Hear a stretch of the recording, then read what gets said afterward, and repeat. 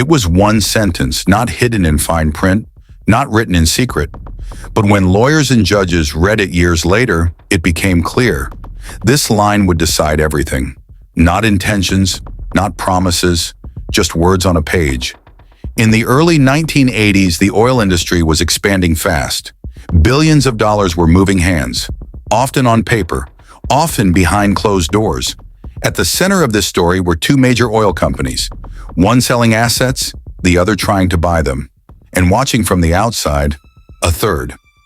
After negotiations, a document was signed. It looked like a deal. It listed terms, it described the transaction, and it carried signatures. To most people, this would mean the agreement was finished. But legally, it wasn't that simple. Inside the document was a short phrase, subject to further approval. At the time, it seemed harmless, routine, almost forgettable. But in contract law, small phrases can carry enormous weight. Before the deal moved forward, a competing company stepped in. They made another offer, a better one. The seller accepted it. To them, negotiations were still open. To the original buyer, the deal was already sealed. That disagreement changed everything. The lawsuit came down to one question. Was there already a binding contract or not? In simple terms, a binding contract means both sides are legally locked in. A non-binding agreement means talks can still fall apart.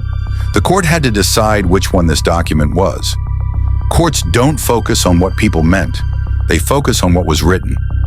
Judges examined the structure of the document, the language, and how both sides behaved afterward.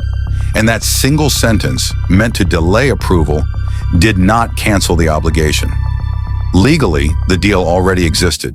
The ruling sent shockwaves through the business world. The court found that breaking the agreement caused massive financial harm. Damages reached into the billions. No crime was alleged. No fraud was proven. The loss came from interpretation, nothing more. Eventually, the companies settled, but the lesson remained. From that moment on, corporate contracts changed. Drafts became clearer, language became stricter, and phrases like "subject to approval" were no longer taken lightly.